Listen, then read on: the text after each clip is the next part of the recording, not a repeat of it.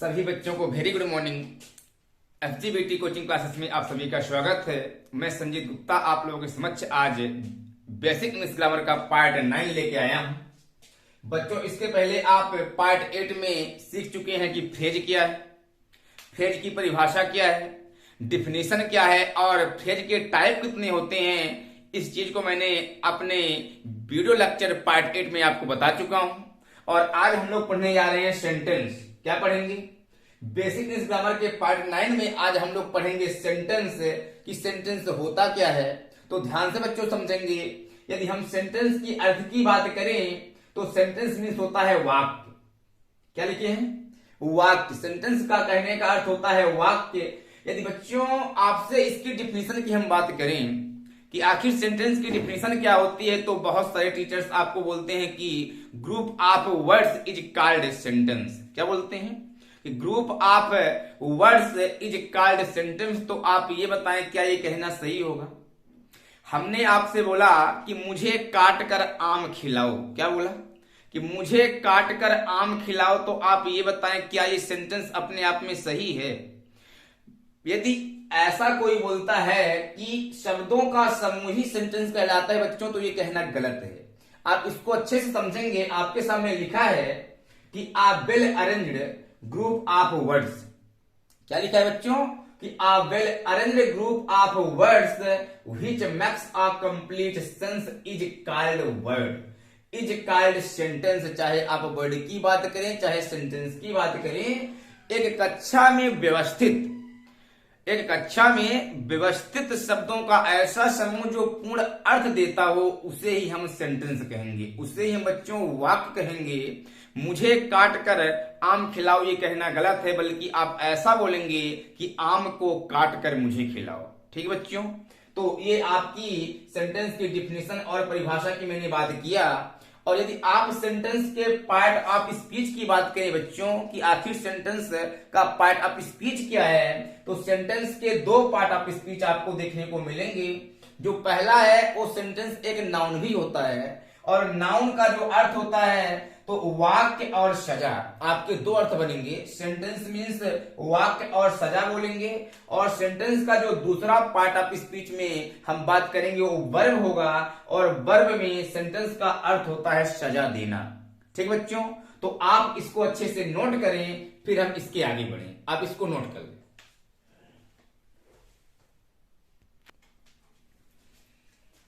ठीक बच्चों, आप सेंटेंस को समझ गए कि आखिर सेंटेंस है क्या। अब यदि हम सेंटेंस के टाइप की बात करें बच्चों कि आखिर सेंटेंस के टाइप कितने होते हैं, तो आप ये ध्यान रखें कि बेस्ड ऑन मीनिंग के आधार पर, अर्थात अर्थ के आधार पर सेंटेंस के 5 प्रकार माने गए हैं। कितने प्रकार बताए गए हैं? आपको अर्थ के आधार पर सेंटेंस के 5 प्रकार बताए गए हैं। जो पहला आपका प्रकार है बेटा वो अजरेटिव सेंटेंस, या फिर स्टेटमेंट सेंटेंस, या फिर डिक्लेरेटिव सेंटेंस। आपके अजरेटिव सेंटेंस को हम दो नाम से और जानते हैं, स्टेटमेंट या फिर आप डिक्लेरेटिव सेंटेंस बोल सकते हैं। ठीक है? यदि आप दूसरे की बात करें तो दूसरा आपका टाइप है इंट्रोगेटिव सेंटेंस, और तीसरा आपका है इंपरेटिव सेंटेंस, चौथा आपका ऑप्टेटिव सेंटेंस, और आपके पांचवा जो टाइप है उसे बोलते हैं एक्सक्लामेटरी सेंटेंस। ठीक है बच्चों? तो आप इस टाइप को, सेंटेंस के टाइप को नोट करें कि असर्टिव मीन्स होता है साधारण वाक्य, इंट्रोगेटिव मीन्स होता है प्रश्नवाचक वाक्य, इंपरेटिव माने होता है आज्ञा सूचक वाक्य, ऑप्टेटिव मीन्स होता है इच्छात्मक वाक्य, और एक्सक्लामेटरी सेंटेंस मीन्स होता है आश्चर्यबोधक वाक्य। ठीक है बच्चों? तो आप इन सेंटेंस के टाइप को भी नोट करें, फिर हम एक एक टाइप के एक्सप्लेन की ओर चलेंगे कि आखिर अजरेटिव क्या है, इंट्रोगेटिव क्या है, इंपरेटिव क्या है, ऑप्टेटिव क्या है, और एक्सक्लामेटरी क्या है। आप इसको पहले अच्छे से नोट करें। ठीक है बच्चों?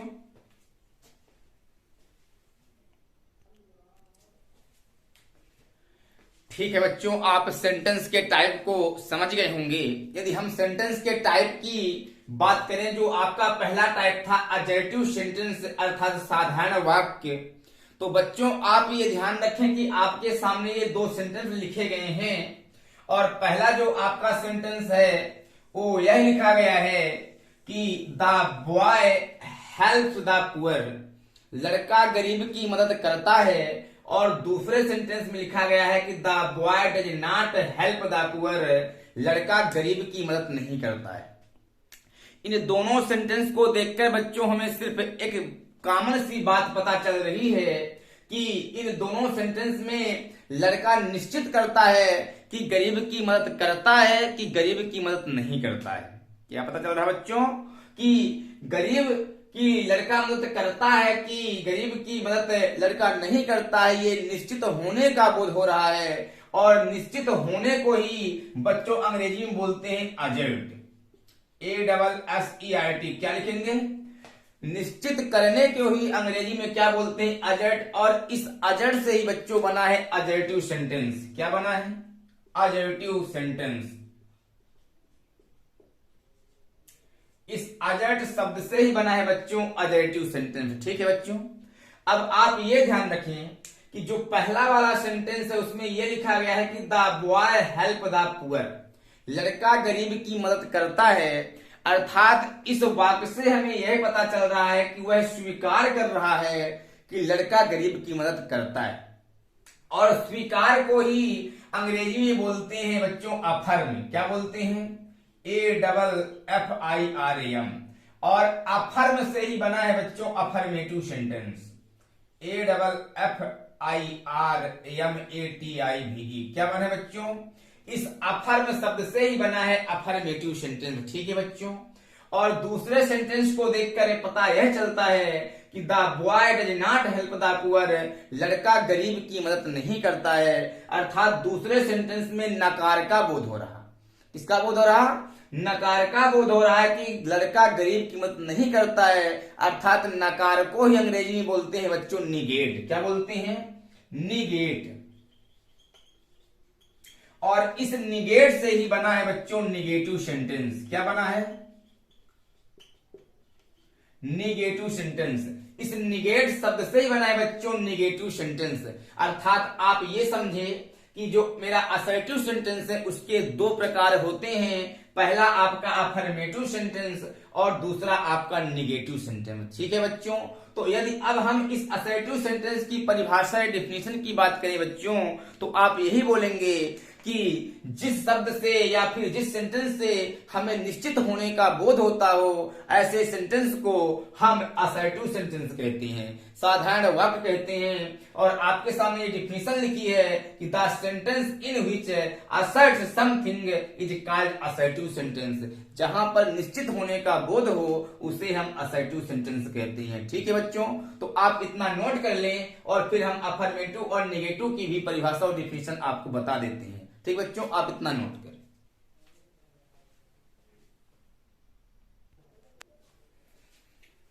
ठीक है बच्चों, अब यदि हम असर्टिव सेंटेंस की प्रकार की बात करें बच्चों, तो आपको बताया गया कि जहां पे स्वीकार का बोध हो उसे हम अफर्मेटिव सेंटेंस कहते हैं, और जहां पे यदि नकार का बोध हो उसे हम नेगेटिव सेंटेंस कहते हैं। तो हम इनके परिभाषा की यदि बात करें तो आप अफर्मेटिव सेंटेंस को बोल सकते हैं कि एक ऐसा वाक्य जिसमें स्वीकार किया जाए, एक ऐसा वाक्य जिसमें स्वीकार किया जाए उसे अफर्मेटिव सेंटेंस कहते हैं।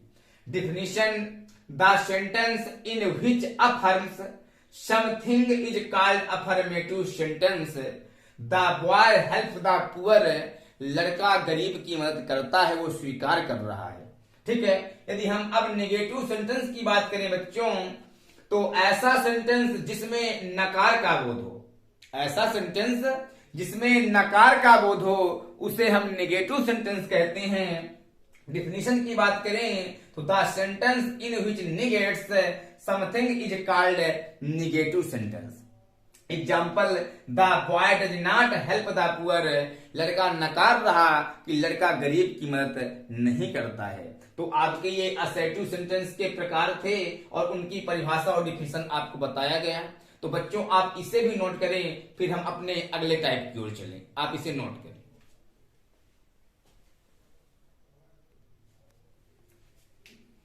बच्चों अब थोड़ा सा हम स्ट्रक्चर की बात करते हैं कि आपके असर्टिव सेंटेंस में अफर्मेटिव और नेगेटिव का जो स्ट्रक्चर बनता है वो कैसे होता है।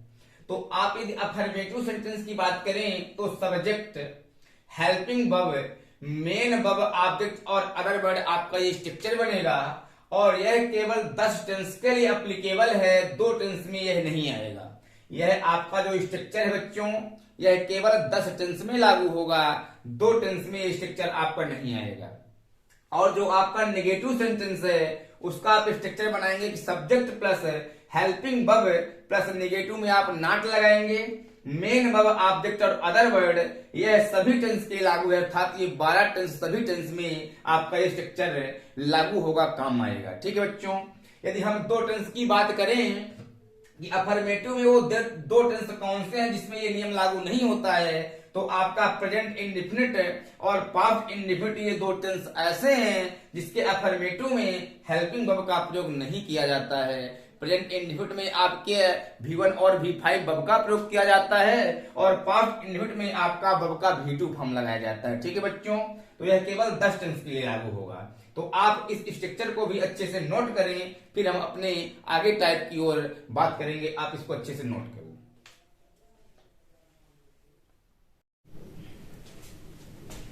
ठीक है बच्चों, अब हम चलते हैं सेंटेंस के अगली टाइप की ओर।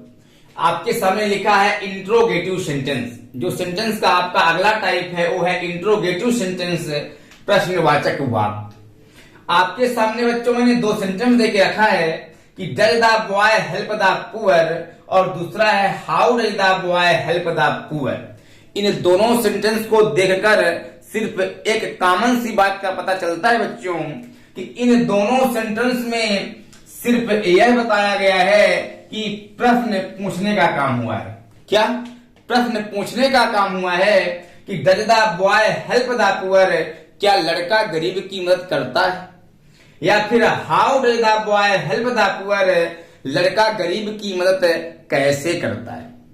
सिर्फ इन दोनों सेंटेंस को देखकर एक कॉमन सी बात पता चल रही है, इन दोनों सेंटेंस में सिर्फ प्रश्न पूछने का काम किया जा रहा है। और प्रश्न पूछने को बच्चों अंग्रेजी में बोलते हैं इंट्रोगेट। क्या बोलते हैं? प्रश्न पूछने को ही अंग्रेजी में बोलते हैं इंट्रोगेट।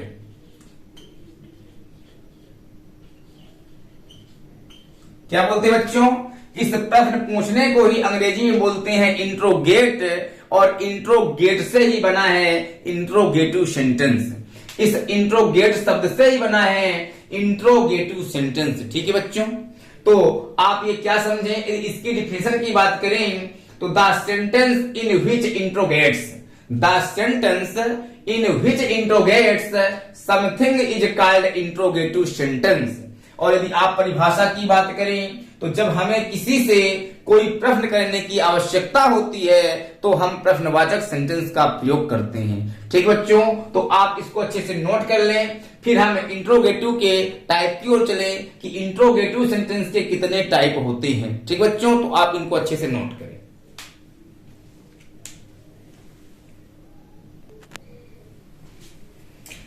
ठीक है बच्चों, अब यदि हम इंट्रोगेटिव सेंटेंस के टाइप की बात करें बच्चों, तो इंट्रोगेटिव सेंटेंस के 2 प्रकार होते हैं। जो पहला है सिंगल इंट्रोगेटिव, यस या नो क्वेश्चन, और क्लोज एंडेड क्वेश्चन। इसको 3 नाम से जानते हैं, सिंगल इंट्रोगेटिव, यस या no question, close ended question.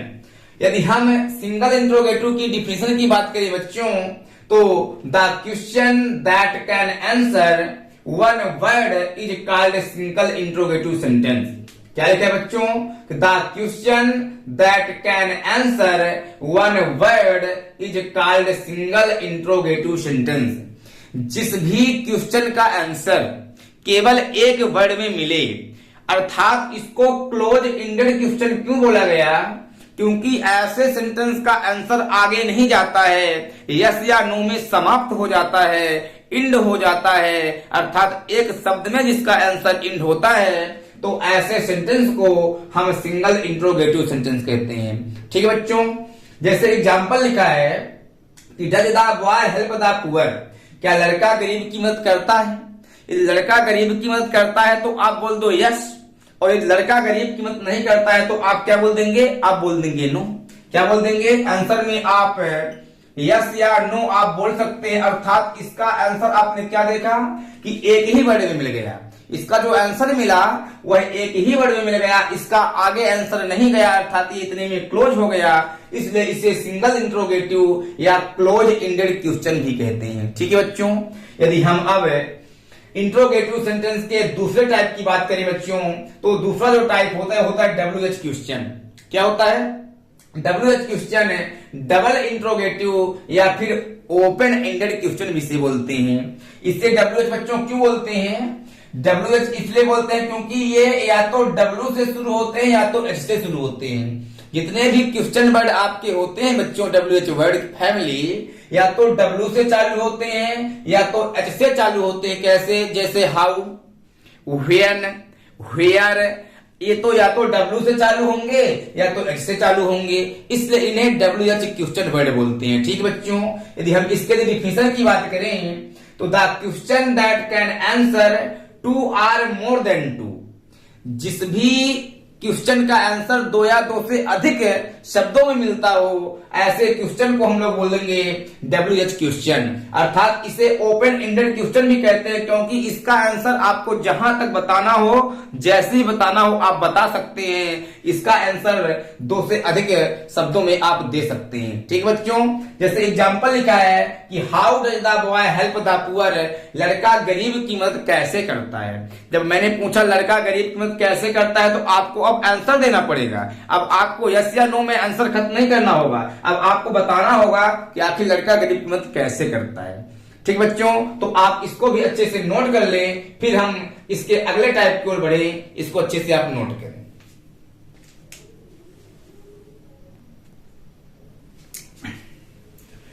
ठीक है बच्चों, अब हम चलते हैं सेंटेंस के अगली टाइप की ओर। आपके सामने लिखा है इंपरेटिव सेंटेंस। क्या लिखा है बच्चों? जो आपका सेंटेंस का तीसरा टाइप है वो है इंपरेटिव सेंटेंस। और इंपरेटिव सेंटेंस मीन्स होता है बच्चों आज्ञा सूचक वाक्य। क्या?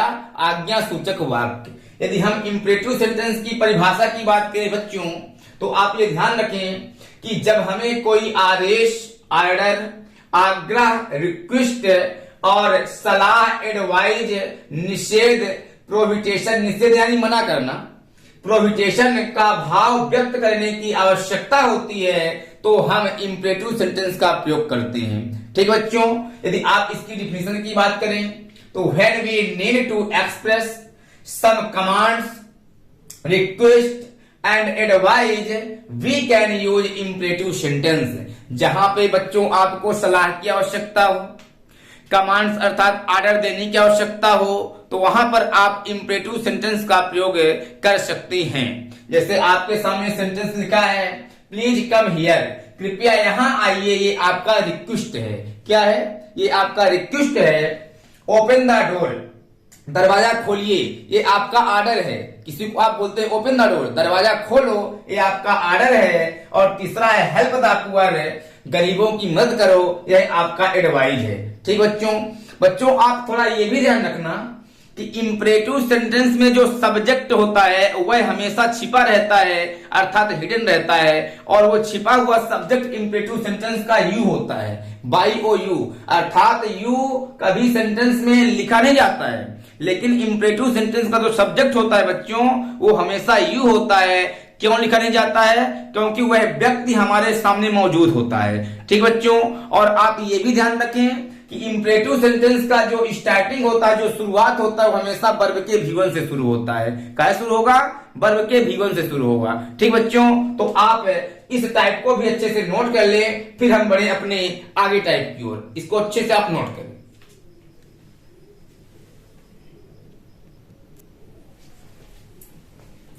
ठीक है बच्चों, अब आप सेंटेंस के अगले टाइप को देखिए कि जो सेंटेंस का अगला टाइप है वो है ऑप्टेटिव सेंटेंस।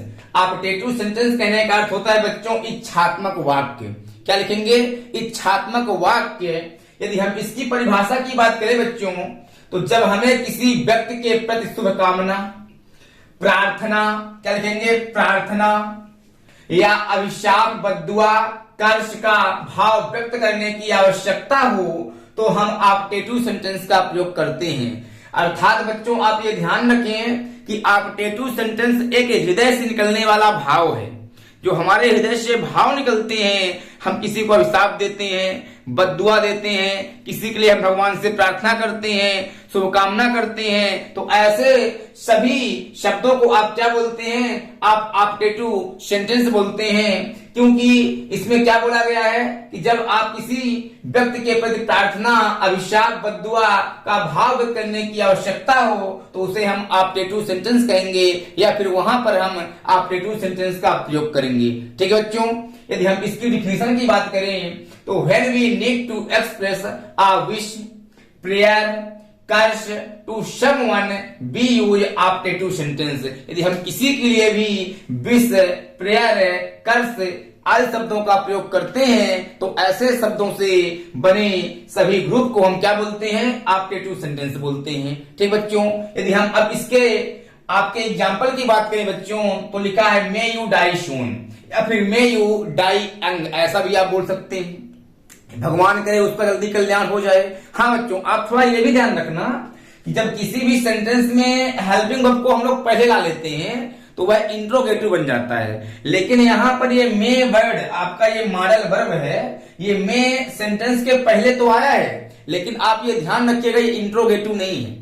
यहाँ पे ये इंट्रोगेटिव नहीं है और हम इंट्रोगेटिव का चिन्ह भी नहीं लगाएंगे, क्योंकि यहाँ पे जो ये मे वर्ड है, इस मे का अर्थ बच्चों यहाँ पे होता है भगवान करे। आप क्या लिखेंगे? भगवान करे। यहाँ पे जो ये मे वर्ड है यह एक हृदय से निकलने वाला भाव है, इसका अर्थ होता है भगवान करे। भगवान करे आप सफल हो जाएं, भगवान करे आप चिरंजीव रहे, आप जीवन भर जिए। ठीक है ना? तो ऐसे सभी जब हम सेंटेंस का प्रयोग करते हैं, ऐसे सभी शब्दों का जब हम प्रयोग करते हैं तो ऐसे सभी शब्दों से बने सेंटेंस को हम ऑप्टेटिव सेंटेंस कहते हैं। ठीक बच्चों, तो आप ऑप्टेटिव सेंटेंस को भी अच्छे से नोट करें, फिर हम अपने सेंटेंस की अगला टाइप आपका एक्सक्लेमेटरी सेंटेंस बचा है उसको भी अच्छे से एक्सप्लेन कर दें। ठीक बच्चों, आप इसको नोट करें।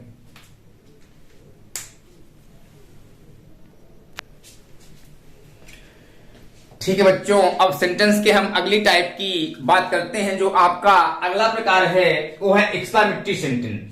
जो आपका पांचवा प्रकार है वो एक्सक्लेमेटरी सेंटेंस कहने का अर्थ होता है आश्चर्यबोधक वाक्य। क्या लिखेंगे? आश्चर्यबोधक वाक्य। यदि हम इसकी परिभाषा की बात करें बच्चों तो आप क्या लिखेंगे कि जब हमें आश्चर्य, दुख, हर्ष, क्रोध, पश्चाताप, घृणा, दुश्मनी इत्यादि का भाव व्यक्त करने की आवश्यकता होती है तो हम एक्सक्लेमेटरी सेंटेंस का प्रयोग करते हैं।